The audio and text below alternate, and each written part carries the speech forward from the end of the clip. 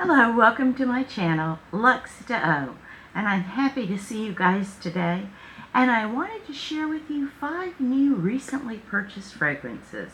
These are not necessarily new, but they are new to me. I just added them to my collection, and I wanted to share my thoughts with you.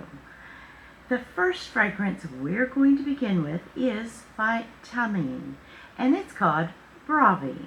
Thameen Bravi is like a deep like for me that I think could turn into a love. I'll keep you posted. I currently have 4 Thameen fragrances, and this makes the 5th one for me. Let me start by saying that this is a beautiful frosted bottle, which I like. This scent is just joy. The bottle is fantastic, and it also brings me joy. And what I like about it is probably just because of me, and I like to have things lined up. Yes, I wish they were the same size, but I love the shape of them. It makes it easy to find on a shelf. And Bravi, the tops are very heavy, they're magnetic, and that's another great thing about Bravi. I don't think I can find much wrong with this bottle. It's not overly ornate, as I've seen many. It's the nice simple shape, and this is a fabulous fragrance. Tuberose with a gourmand quality is how I would describe this, but I think that this is going to work perfectly right now. It's smooth, honeyed, but not too sweet, not too powdery, and with tuberose you could almost imagine the thick petals of the tuberose.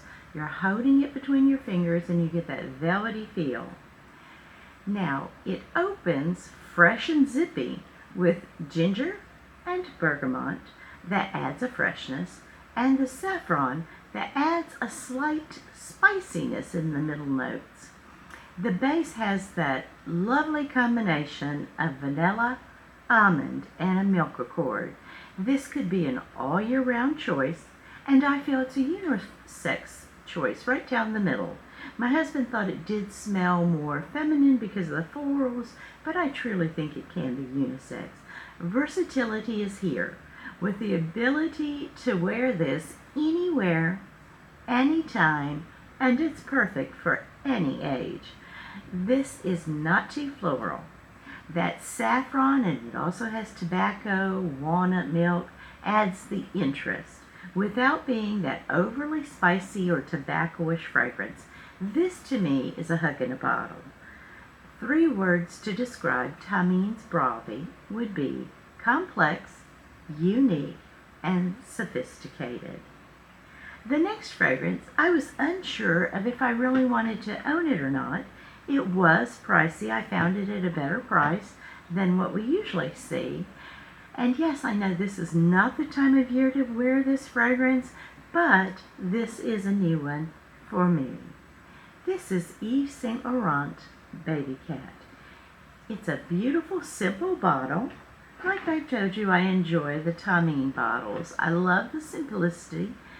Don't get me wrong, I love a beautiful, feminine-looking bottle, but I think this is quite nice. YSL Babycat is a unisex fragrance. It's from their La Vestiaire, I think that's how you say it, de perfume line.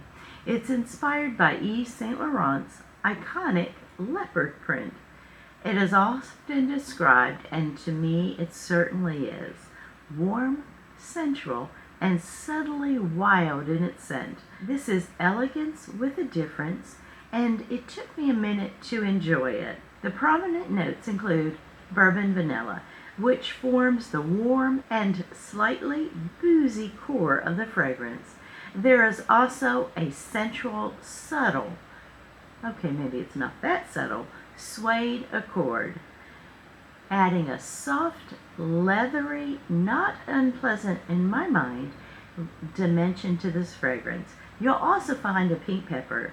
You'll also find black pepper. Black pepper can be a hard pass for me many times. Pink pepper I enjoy, but black pepper in here is just the perfect addition. And there's also elemi, which helps to provide a slightly spicy, and slightly resinous opening. The heart of the fragrance will feature olibanum, which is frankincense, and saffron, adding a touch of smokiness and exotic spice. The base is rounded out with that cedar wood, providing a woody and grounding element. What do I think of Babycat? I think she is smooth and enveloping. She's not overly sweet or gourmand, but vanilla. And there's a more, somewhat deeper and resinous quality, enhanced by a suede note. That's how I would describe it. And it's a smooth, kind of buttery suede. The spices add that unique composition. This is not overpowering. The woody and the smoky notes in the base are sophisticated and add a lasting trail. The first spray for me was not pleasant. In fact, it was quite unpleasant with spiciness, and I was not sure my olfactory system would be able to survive the journey. Well, the first hour was just a little bumpy. At the dry down, well, that's where I could not stop sniffing where I sprayed this on my wrist. It is absolutely a lovely scent.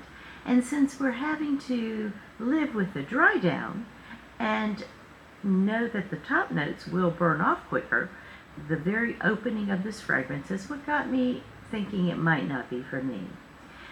Now let me mention, Scent Split is a rather nice way to choose a sample size you want of the fragrance. And they have an amazing range of brands, and they have many perfumed perfections. I would suggest trying it before you purchase it.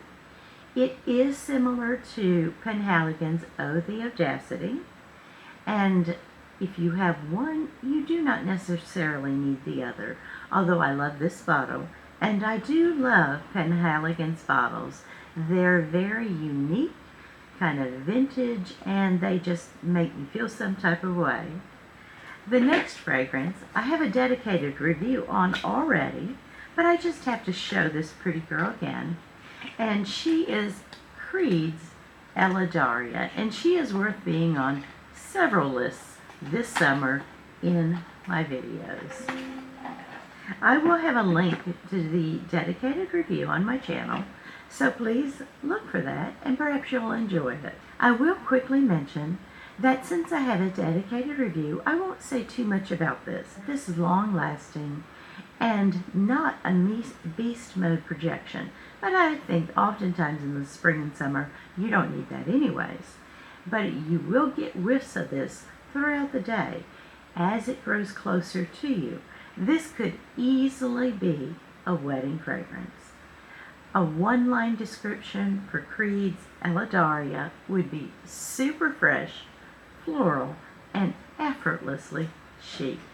Beautiful fragrance, and the bottle tinged in pink makes it even more adorable. The next fragrance in my collection, recently added, is by the Harmonist, and by now you guys probably know I absolutely adore the fragrances from the Harmonist. Not all of them will work on my body chemistry, but this one is very nice. The Harmonist is Oud Nebula, and I believe it was limited release last year with Harrods in London. And as soon as I could get my hands on it and I saw it available, I decided to go ahead and try it. And I think the bottle is so pretty. We've seen the blue bottle, white top, Yin Transformation, the white bottles like Sacred Water, the black bottles like Hypnotizing Fire or Guiding Water, but this one adds a bit of fire to it. And I think I just really thought this was going to be kind of like Hypnotizing Fire, even after reading the notes. But this is still a lovely scent. It is fall, winter, spring. I would probably say more fall, winter. And it is unisex, leaning masculine, but this one takes you on a sensory voyage into the cosmos. Yes, all of that from this little bottle. Top notes are Bulgarian rose, laurel, saffron for that spiciness. In the heart, you have leather, sandalwood, and tonka bean. In the base, we have amber, cedarwood, and oud. This isn't like your overpowering oud scent. Oud Nebula is far more nuanced. It invites you to explore the depths of precious, pricey oud rather than being overwhelmed by its intensity. Please look at that bottle again. This is more of an orange and it almost looks reddish. And then here we're getting into a brown, and it's just a perfect bottle color for this scent. And this is from the Harmonist, and this is the top of it. It usually has their insignia, and it's in ceramic. The freshness in here keeps the oud from being too heavy. I do think this is certainly more masculine leaning in a stronger way, but I find that about 80% of the Harmonist fragrances, they work for me. And I have tried several, and I absolutely adore the ones that are woody. Once again, I have a video on the Harmonist and some of the ones I've experienced. And I have several in my collection. I have a dedicated review, so do take a look at that. I believe this is one of two from this collection, I guess it's the Nebula collection, will be coming out. The second one should be released later this summer or perhaps even September. And the name of that fragrance is Flora Nebula. So I think that one may lean more feminine.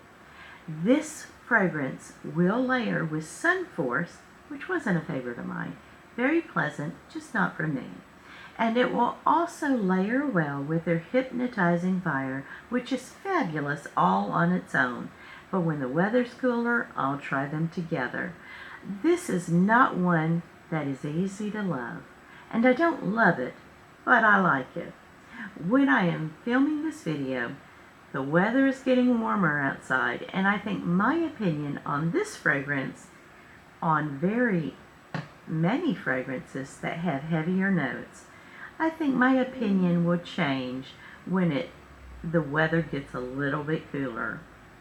It is a strong masculine lean. If that would bother you, you may want to look at Flora Nebula. At least by September, I think it should be introduced. 3 words to describe this absolutely lovely fragrance in this gorgeous bottle is enticing, luminous, but dark also. And the last on my list is going to be, and I'm not unwrapping her because I already have one. This is just my backup bottle, and it may be a backup bottle for a while because it does not take much of Fragrance du Bois Sirène to make its presence known. Yep, this is Sirène that so many people have spoken about, so I won't go into too many details. I do like something I read, and that was that Fragrance du Bois Sirène was inspired by the mythical Japanese mermaid. Makes sense with the name Sirène. This fragrance is for those who want to stand out. However, I've tried it several times with a 10 ml decant and then another fill bottle.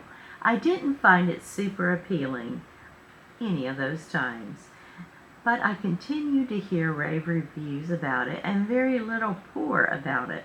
But I thought I'd go ahead and be fair and give her another try.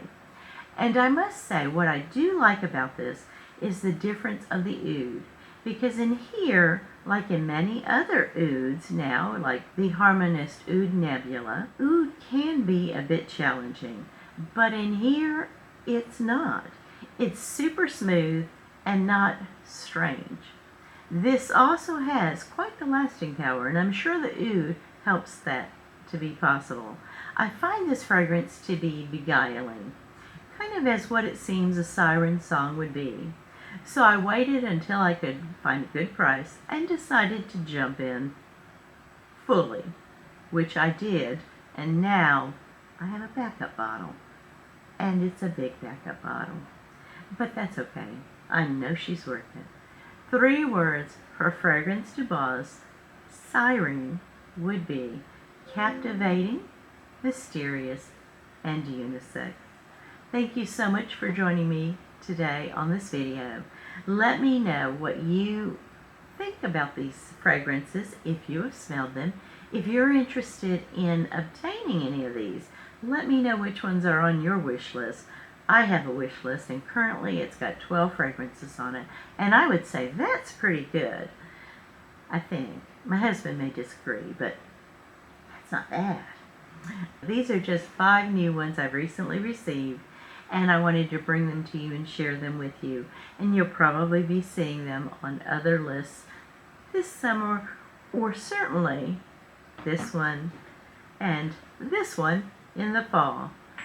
I'll look forward to seeing you in my next fragrance video, my fragrance friends. Please like, share, and subscribe. I love to see your comments. Please have some comments and even mention what you would like to see videos on in the future. And I'm so happy to do this. Thank you. Goodbye.